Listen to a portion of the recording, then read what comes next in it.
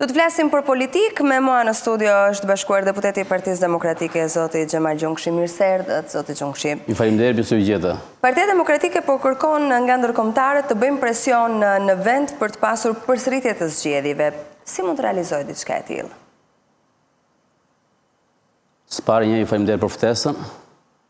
Dhe më lejoni që paraprakisht para se të përgjigjem pyetjes se ju sapo më bot, dua që të falenderoj të gjithë qytetarët u gëzuar për shërbjet Kurban Bajramin, gëzime të mira të kenë në familjet tyre dhe kudo që ata ndodhen.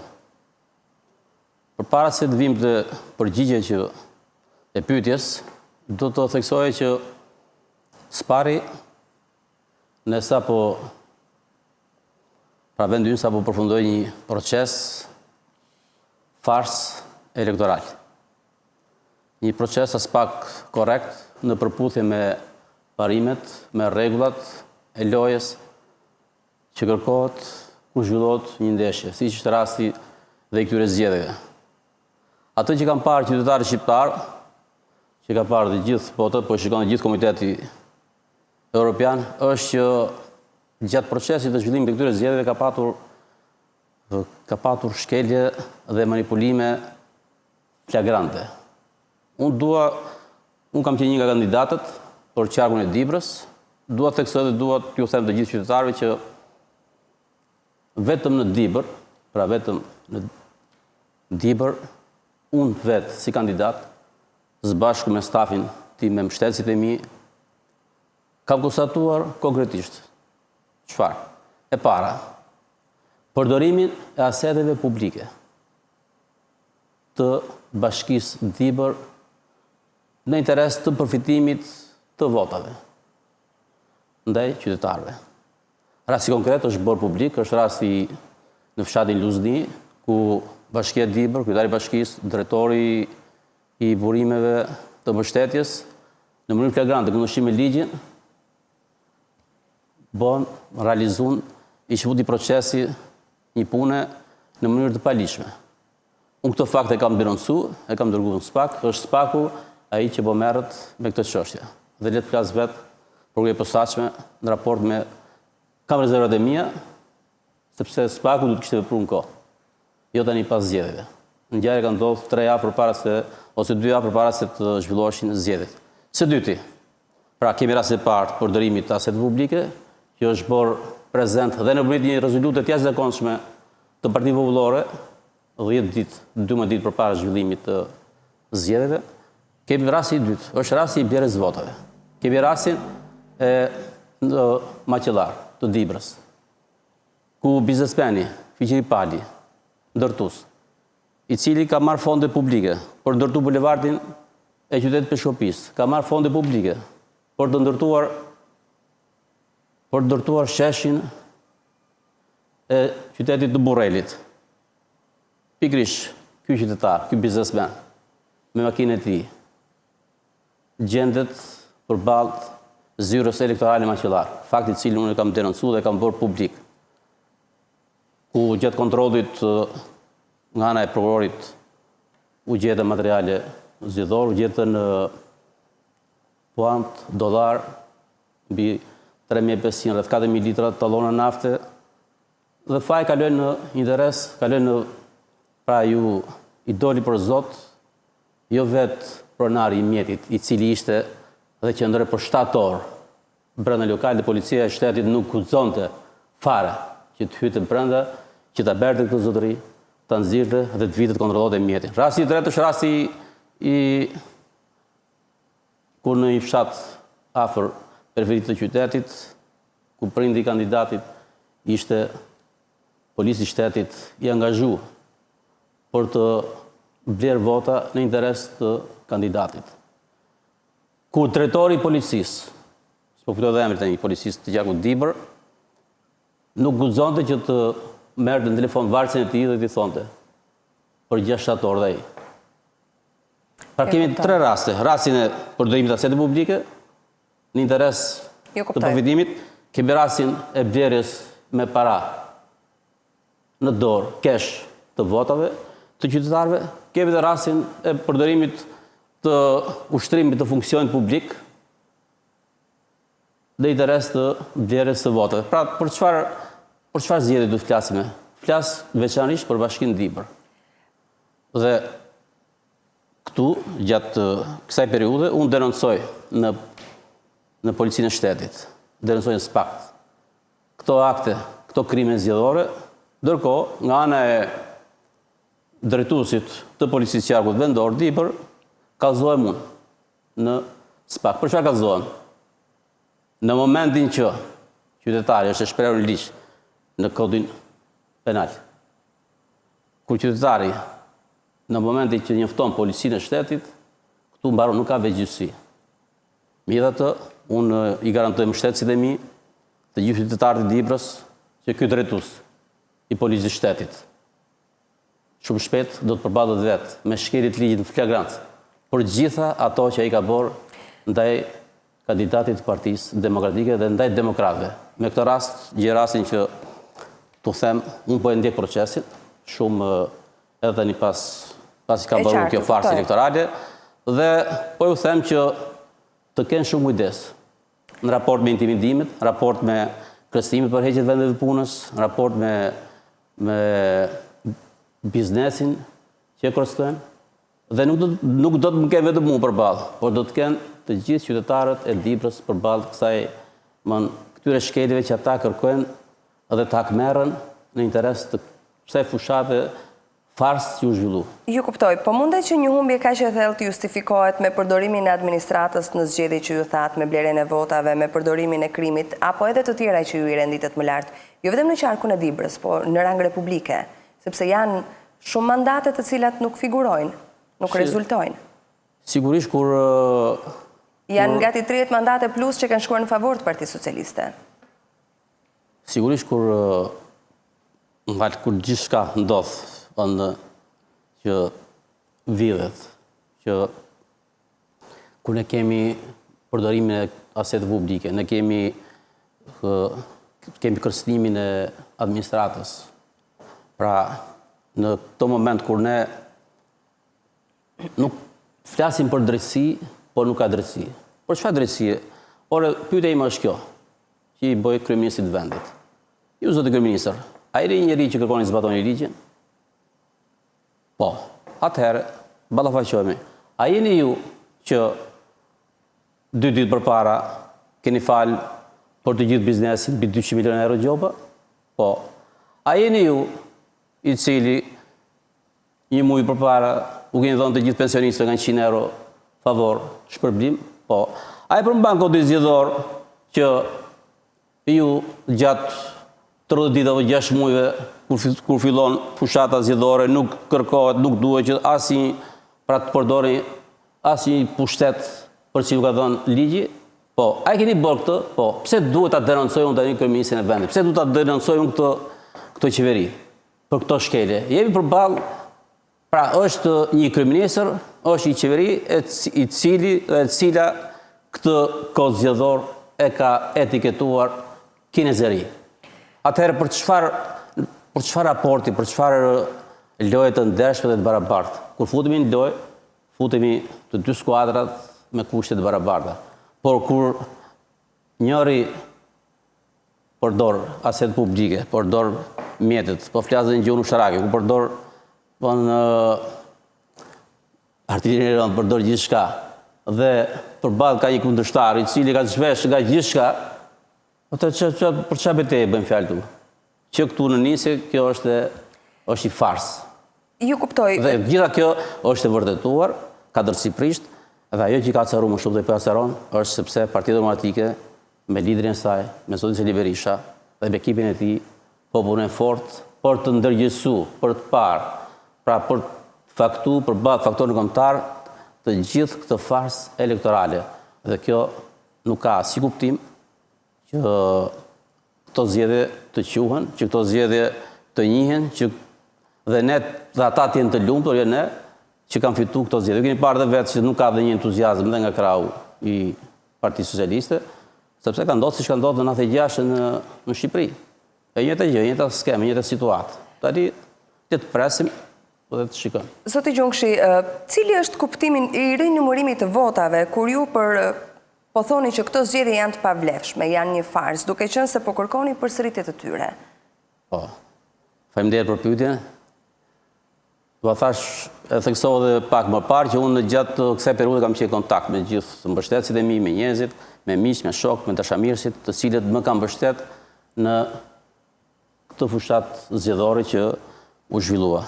Du të them që fushata që kam realizuar ka qenë një fushatë e shkëlqyer, brillante, ka pas shumë adrenalin. Do të thojë që edhe këtu gjëra si që të falenderoj të gjithë ata që më kanë mbështetur mua, të cilët kanë qëndruar që në orët e para të mëngjesit deri në orët e vona çdo ditë me mua së bashku, por pasi përfundoi kjo, atëherë nga kontaktet, nga takimi që kam patur, më rezulton që si ka mundësi se prishmëria nuk ishte kjo. Unë megjithëse kam marrë mbi 6300 vota, mbi plus minus, do të thojë që nuk janë pak, janë vota personale. Nuk janë as vota partie, vota që kam marrë. Kam marrë pra së bashku me njerëz dhe me mbështetësit e mi. Atëherë, prishmëria ime ishte kuptohet shumë më e lartë. Në takim kontakt, siç jemi bashkë tani, duke biseduar lirshëm, por si ka mundësi që në këtë qendër votimi unë nuk kam marrë, sepse më shton ka 1, 2, 3 persona, po dhe njerëz të mi ose njerëzit të afërt që ti kam dhënë. S'ka mundësi tha. Ti kam dhënë. Dhe këto raste janë me dhjetra, jo 1, 2, 3. Atëherë, kjo më shtyu që unë t'i drejtohem partisë, t'i drejtohem Komisionit Qendror të Zgjedhjeve, që të më vërë në dispozicion pamjet filmike të gjithë kozazove të qarkut Dibër dhe tabelat e rezultateve të tjera. Unë këtu kam një video, po të doni, thjesht për ta parë dhe shikuesi, që është shumë e thjeshtë, shumë mund ta ilustroj dhe flasim se si votat në Bashkinë Klos. Janë 7 vota, të cilat janë në ekran, kanë kyçin dhe thonë për Xhemal Gjungshi, kandidati Xhemal Gjungshi, tabela e rezultateve në fund fare, në këtë qendër votimi, thot 0997 është, thot nga 7 vota është 0. Si ka mundësi? Ku vajten këto vota? Unë, po doni, mund të ta atëherë, unë isha dhe në kasë, dje, lidhe me këtë situatë, së bashku me përfaqësuesin e Partisë Demokratike, për cilin qytetarët dhe gjithë me kam parë, rezultoi që me fakte konkrete, në bazë i raportit një analize të hollësishme, të ngritjes së një ekipi me profesionistë të aftë, të cilët janë shumë mirë këtë proces, dhe një punë shumë të lodhshme, sepse janë mbi 200 orë pune, dhe përballë fakteve edhe kasi dje mori vendim unanim që këto 44 kuti në KZ-t e Dibrës të hapen. Ju, edhe si që po e pohoni tani, në fakt keni thënë që do të merreni me mbrojtjen e votës, edhe duke e faktuar me ato që keni, por a nuk duhet ta kishit bërë këtë gjë më përpara, sepse në këto momente çfarë kuptimi merr ky angazhim? Po. Kuptimi është shumë i qartë. S'pari ne flasim për besimin që duhet t'u japim atyre të cilët na kanë mbështetur. Ata të cilët na kanë votuar. Kjo është shumë e rëndësishme. Sepse kur tjetrit ka dhënë votën, tjetrit ka dhënë shpirtin. Unë kështu e kam cilësuar. Pra vota është shumë e shenjtë. Dhe ata 6300 persona të cilët ka dhënë votën time, unë jam për t'i mbrojt ato 6300 persona. Por këtu tani në këtë rast ne shikojmë që ka dhe njerëz të cilët a për shkak të gabimeve njerëzore, a për shkak të që kanë vepruar me qëllim, kjo nuk është çështje me takor mua. Por unë jam për të mbrojtur mundin, dersën, sakrificat dhe që e drejta të shkojë te i Zoti. Kjo është ajo që dhe me këtë motiv kjo më ka detyruar dhe më ka shtyrë që unë të hes përpara dhe të tregoj se kush jam në realitet. Dua të kthehemi pas në kohë, zoti Gjungshi. Një ditë përpara zgjedhjeve, ka qarkulluar, ju keni publikuar në rrjetet sociale një foto të një autobusi ku ndodheshin disa fëmijë dhe me gishta lartë bërtisnin emrin e zotit Sali Berisha. Ku shkoi entuziazmi i Dibrës? Entuziazmi... Ishte një video. Po, video është para disa ditësh që unë... Ju thash që kam bërë i fushat takim, kam bërë me qindra dhe me mira takime duke shtërnuar duart me qytetarë, nga Mbjellësi deri në darkë. Po thuaj se kam shkelur gati 100% të gjithë zonës së Dibrës. Është e pamundur për 100%, po pak të pjesë më të madhe të gjitha fshatrave të qytetit, vetë me 20.000 kam arrit që t'i kontaktoj. Dhe besimi ishte shumë i lartë, entuziazmi ishte shumë i lartë. E gjithë kjo. Dhe ajo video që u kam qenë atje, kam qenë në një fshat, që është afër qytetit të Peshkopis, gjatë isha duke kaluar aty, ato pan posturën time, pan u vetë dhe të gjitha ta pas një komandë, me komplet, prasi që janë vetë fëmijët. Aty, ata vetë, u shprehen dhe duke duar dorkitur, duke shprehur, duke parë demokratike, duke gishtat lartë. Në një farë mënyrë ajo lëvizje, ajo e tyre, shpreh dhe qëndrimin edhe të familjarë, pra të objektit, të vetë shoqjes të kohës, të zgjedhjeve brenda familjes të tyre. Pra, këtë du të marrim që pyetja nuk është për mua, pyetja është për kryeministrin e vendit, që dhe për gjithë drejtuesit e pushtetit qendror dhe vendor, të cilët kanë intimiduar, të cilët kanë kërcënuar, të cilët kanë bërë maksimumin duke u bërë presion administratës publike për të marrë votat. Unë kam fakte, tani, pak më parë folja për drejtorin e qarkut, drejtorin e policisë Qarkut Dibër, por grumulloj fakte, të cilët punojës të administratës shtetërore dhe vendore në Dibër, që në muajin shtator, pra deri në ardhin e kohës zgjedhore, me parat publike, me parat e bashkisë, kanë qenë jashtë, kanë takuar njerëzit tyre të afërt, kanë marrë garanci duke punuar interes të votave. Ju kuptoj. Prandaj, kjo situatë nuk mbyll me kaq, kjo situatë do të vazhdoj dhe jemi pikërisht këtu së bashku me doktorin, me kryetarin e Partisë Demokratike, për të faktuar dhe për t'i treguar jo vetëm shqiptarëve, por edhe faktorin kombëtar që këto nuk ishin zgjedhje. Kjo ishte një farsë, plot elektorale. Kam një pyetje të fundit, duke qenë se e përmendët kreun e Partisë Demokratike. Mendoni se përtej zgjedhjeve dhe një analize të brendshme që mund t'i bëhet procesit të 11 majit, a ka ardhur koha që Partia Demokratike të ketë një lider të ri në drejtimin e saj? Sigurisht që Partia Demokratike ka nevojë që t'i futë një analizë të thellë të gjithë punës.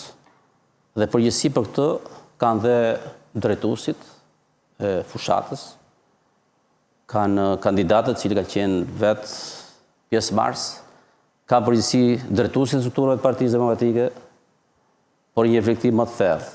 Dhe për të parë konkretisht, sepse edhe kjo fushat ka treguar që kush ka punuar dhe kush nuk ka punuar, kush ka qëndruar, dhe kush nuk ka patur guximin që të përballet edhe me krimin, edhe me pushtetin, por që kanë bërë dhe lidhje të 2 fishta, dhe 3 fishta. Është çështja e tyre, nuk është e imja. Këto janë pjesë e diskutimit të brenda strukturat të Partisë Demokratike, analizës thellë të punës që do të bëhet, por Partia Demokratike nuk ka nevojë, dhe demokratët nuk ka nevojë për udhëhec, për njerëz të cilët nuk përballen, të cilët nuk pranojnë që të vinë të nënshkruajnë ose të bëjnë deklaratë për SPAK. Partia Demokratike ka nevojë për njerëz të cilët dalin në ballë, që mbrojnë interesin dhe votat e qytetarëve, të cilët përballen me regjimin e këtij pushteti, që është një pushtet i korruptuar në çdo gjelisë të trupit, është i kancerizuar, është një pushtet i cili është lidhur me krimin, i faktuar. Faktet e fundit tregojnë që vetëm thjesht dy agjensitë e Italisë dhe të Finlandës që erdhën në Shqipëri duke për aksionet që janë kryer, aksionet të cilat kanë kërkuar që të ketë një veprim shumë të hershëm, jo të kaq, pra të gjitha këto kanë marrë interes të kësaj dhe kjo është përgjigje më e mirë që të marrin qytetarët shqiptar që këtu nuk kemi në momentin e zhvillimit të një ndeshje në kushtet të barabarta. Këtu jemi në momentet e zhvillimit të një betejë as pak të favorshme, por shumë të disfavorshme në raport me të dyja palët, Partinë Demokratike dhe Partinë Socialiste. Partinë Socialiste dhe Partinë Demokratike. Ju falenderoj që ishit në studio. Faleminderit ju. Faleminderit.